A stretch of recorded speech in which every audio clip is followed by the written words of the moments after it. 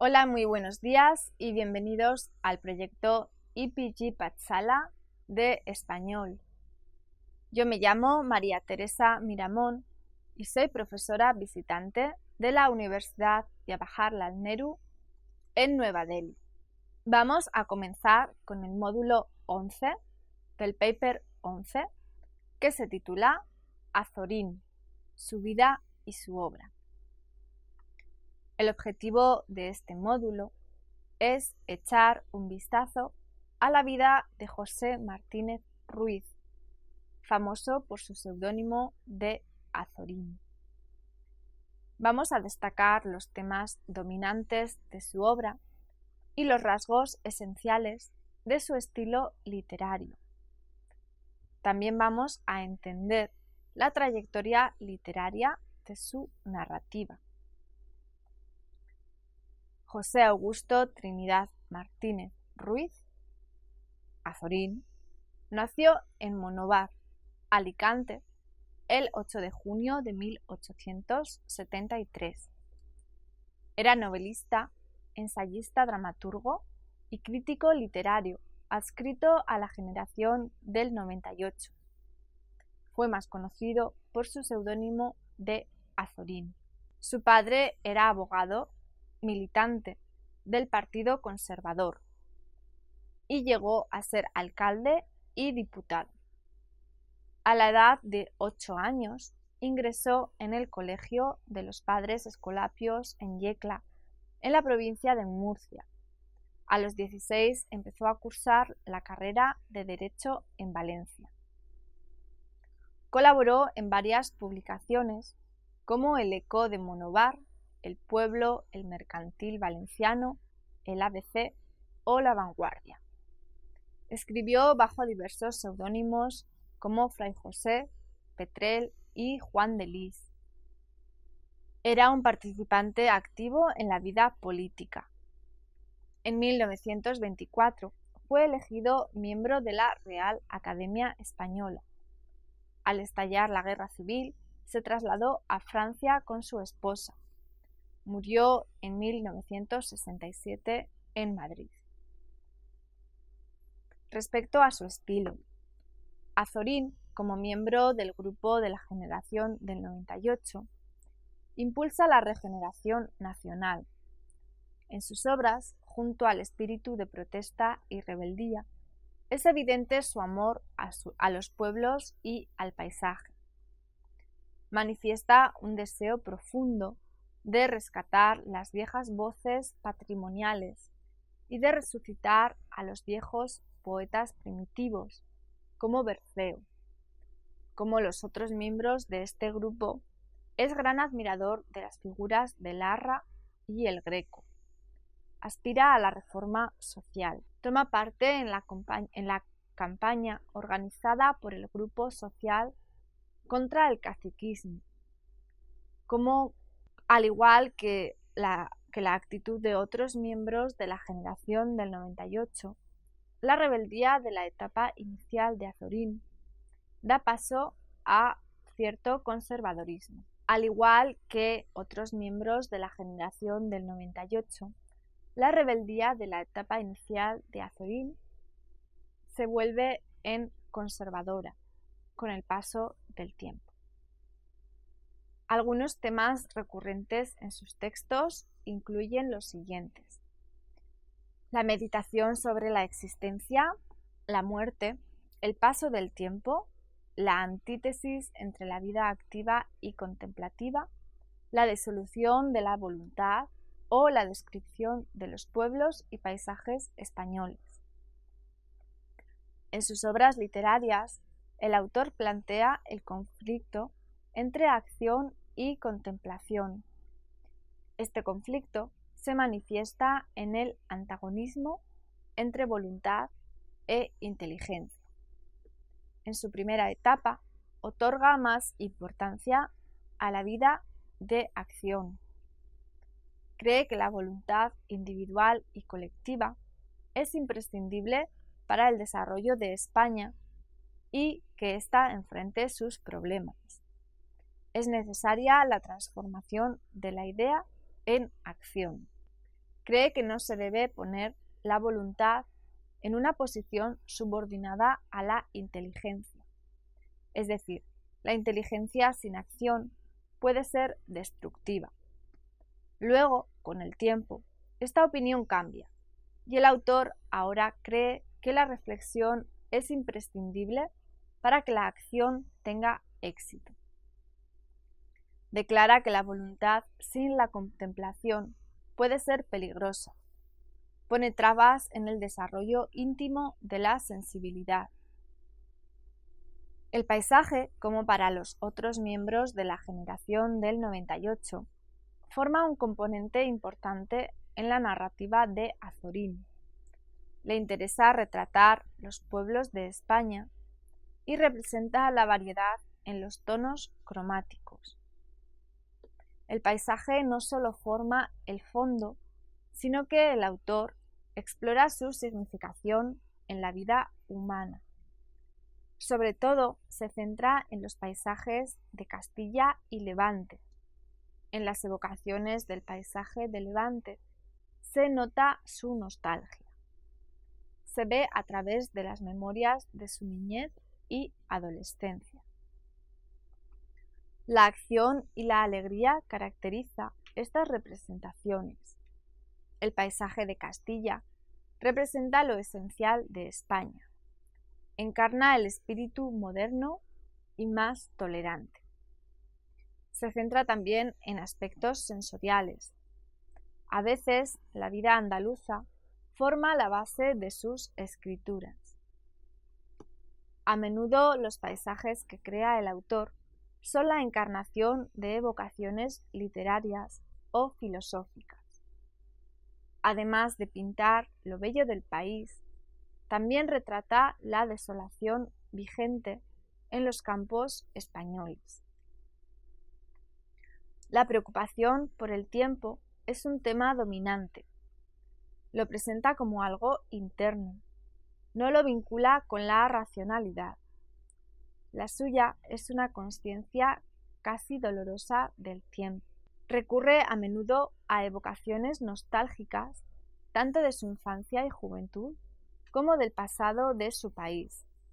Es evidente su deseo de recuperar el pasado, que a veces surge del tono melancólico en este intento de reiterar las vivencias humanas. Intenta revertir el proceso del transcurrir del tiempo. Ligada con esta idea de la fugacidad del tiempo, se ve la recurrencia de la presencia de la muerte. Además, el autor se centra en representar los detalles pequeños de lo cotidiano. En sus obras, los objetos y paisajes casi llegan a protagonizar la narrativa. Expresa nítidamente lo vulgar de los pueblos. Nos presenta un análisis detallado de sus tipos y costumbres. Muchas veces estos objetos aluden a los estados de ánimo. Evocan emociones y sentimientos variados. Nos proporcionan estas descripciones pormenorizadas un tono sentimental, casi afectivo. Ahonda en lo psicológico y humaniza lo inanimado. Retrata lo cromático de lo cotidiano.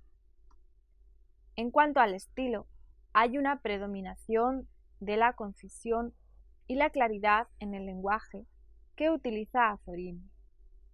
Rechaza los excesos de la retórica y no acude a lo superfluo. Se limita a lo esencial. Las frases suelen ser cortas y simples. Es evidente la simplicidad sintáctica. No utiliza estructuras complejas y su sintaxis se caracteriza por su agilidad. Limita al mínimo las estructuras subordinadas y las transiciones inútiles. No recurre mucho al uso de la metáfora. Es evidente su deseo de expresar lo máximo con pocas palabras. La expresión de las sensaciones ocupa un lugar importante en su obra. Nos presenta su sensibilidad individual a través de la percepción subjetiva. Al dibujar momentos de sensación concentrada, representa la inmovilidad estática. Presta mucha atención a las sensaciones visuales. Se centra en lo colorido y pinta variados matices cromáticos, tanto de los paisajes como de los objetos. Además, el lector percibe las impresiones acústicas y las impresiones relacionadas con el olor en sus obras. Manifiesta casi un deseo obsesivo de presentar las descripciones pormenorizadas. Es evidente en sus palabras una agilidad sintáctica. Por tanto, recurre al uso de un ritmo lento al representar detalles amorosos. Pinta el paisaje utilizando una amplia gama sensorial, y esta nitidez no se extiende a las descripciones de los personajes.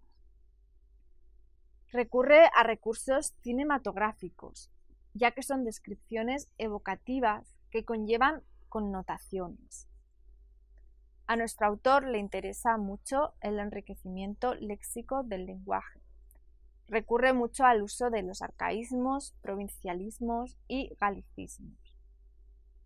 Pone en uso estas palabras relacionadas con la vida del pueblo. Es evidente el uso de los cultismos también, junto al uso de adjetivos y diminutivos. Prolifera el uso de elementos rítmicos.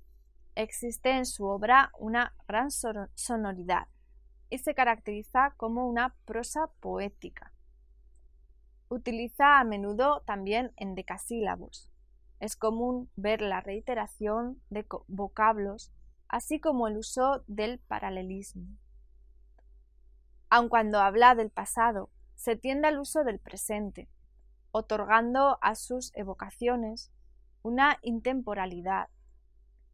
A menudo se dirige al lector directamente. Se ve mucho el uso de la interrogación retórica. Azorín desarrolló el género de la antinovela. Se aleja de la novela tradicional y sus esquemas. De hecho, se aleja de los rasgos esenciales del género de la novela y se acerca al impresionismo.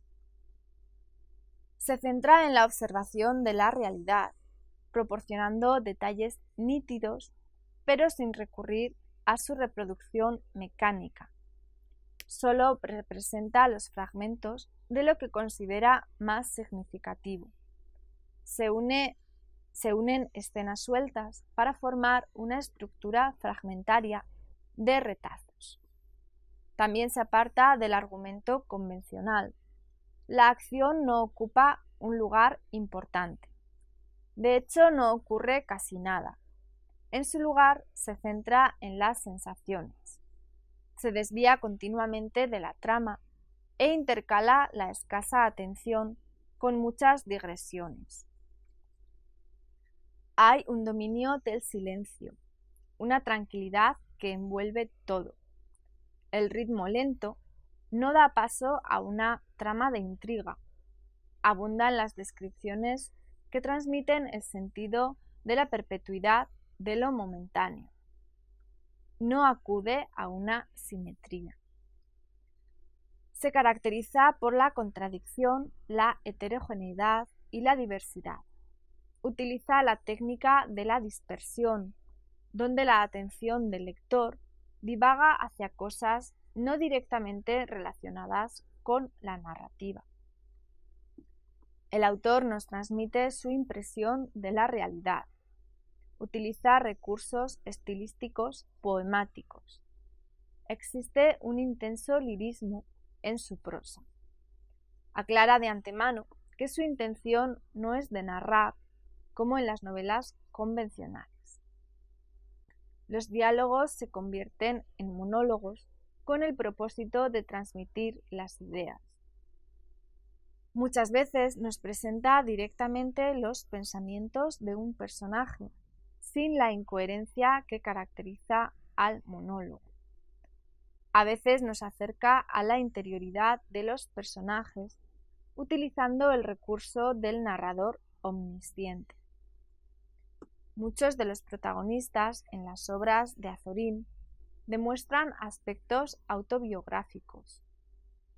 A veces estos rasgos están presentes en múltiples personajes de la obra y vincula estos personajes a su propia personalidad. Plasma sus sensibilidades, inquietudes, y estos personajes no son retratos de Azorín como ser humano, sino como intelectual y escritor. Nos presenta el sentimiento amoroso a través de un telón intelectual. Limita el número de los personajes al mínimo. Vamos a hablar ahora de su trayectoria literaria. La primera etapa de la vida literaria de Azorín se caracteriza por su rebeldía juvenil. Sus obras revelan una ideología progresista y radical. Es evidente su atracción por Voltaire, Nietzsche y Schopenhauer. Su interés por el espíritu científico viene del influjo de Taine. En sus pensamientos sobresale la influencia de los pensadores anarquistas como Kropotkin, Hamon, Renan y Freud. Sus obras literarias muestran el influjo de Flaubert, Zola y los hermanos Goncourt. Manifiesta su deseo hondo de una reforma profunda. Cree que la ciencia llevaría el progreso. Sus ideales iconoclastas, nihilistas y anarquistas le llevan a atacar los valores establecidos que incluyen la patria, el Estado y el matrimonio. Critica las faltas de libertades en España y su sistema democrático y parlamentario. En su obra son evidentes las mordaces agresiones, buscando transformaciones radicales. Las obras literarias de esta etapa se ven ligadas al anarquismo. El estilo, siguiendo la vena del tono mordaz e hiriente, es vehemente y descuidado. Se ve una transformación significativa en la actitud y los pensamientos del autor con el comienzo del nuevo siglo. Ahora se caracteriza por la moderación y el escepticismo. Ahora lo que busca es desempeñar pequeñas reformas concretas en lugar de una gran reforma. Se manifiesta su escepticismo en cuanto a la reformación de la sociedad. Dejando atrás el anarquismo, se acerca al conservadurismo de Maura y La Cierva. Además, era un gran admirador de Montaigne. Como lector infatigable, se hundió en lecturas filosóficas como las de Pío Baroja, un gran amigo suyo. La agresión mordaz da paso a una ironía sutil. Ahora busca soluciones dentro del orden establecido, deja de rechazar el sistema parlamentario y expresa sus deseos para realizar pequeñas acciones concretas dirigidas a transformar el país. Se ve su pesimismo frente a los problemas profundos de la vida, con un tono melancólico y una reflexión en su actitud contemplativa. Adopta una postura distante y resignada, poniendo en uso la técnica impresionista. Nos proporciona descripciones emotivas de lo cotidiano y alaba las raíces hondas del pueblo. Pinta contemplaciones de la vida española, buscando el carácter nacional. El tono es nostálgico y domina un ritmo lento. Sus palabras emanan lirismo y serenidad. Gira hacia el pasado y su desdén anterior frente a la tradición literaria da paso a la admiración de los clásicos. En su tercera etapa, la etapa vanguardista, sobresale el influjo de Rilke. Las obras de este periodo se caracterizan por la innovación. Se ve la exageración de las tendencias en las etapas anteriores.